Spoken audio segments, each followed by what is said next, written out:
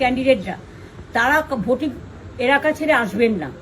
Strong রুমে যেখানে counting হচ্ছে মানে সেন্টারে, সেখান ছেড়ে কেউ আসবেন না। এটা বিজেপির প্ল্যান।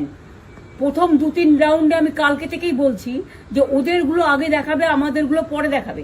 এবং অনেক জায়গায় 2-3 রাউন্ড কাউন্টিং করার পরে প্রায় 100টা জায়গায় কাউন্টিং বন্ধ করে রেখে দিয়েছে।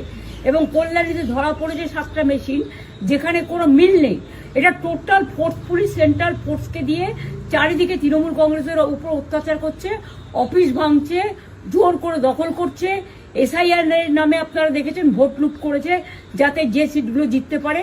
কিন্তু এখনো এমন 70টা সিট আছে, 100টা সিট আছে যেগুলো আমরা এগিয়ে আছি, সেগুলো বলছে না। টোটালটাই মিথ্যে নিউজ খাওয়াচ্ছে। আগে ডিআইসিও এই খবরগুলো দিত, কিন্তু তাকে কালকে চেঞ্জ করে দেওয়া হয়েছে। টোটালটাই ইলেকশন কমিশন নিজের ইচ্ছে মতো খেলছে এবং সাথে কেন্দ্রীয় বাহিনীকে নিয়ে। এবং আমাদের পুলিশরা টোটাল মাথা নত করে কেন্দ্রীয় বাহিনীর আন্ডারে কাজ করছে। সুতরাং আমি সব আমাদের কাউন্টিং এজেন্টদের, আমাদের সমস্ত পার্টির কর্মীদের বলবো, অত মন খারাপ করার কারণ নেই। আমি বলেছিলাম সূর্যাস্তের পরে আপনারা জিতবেন।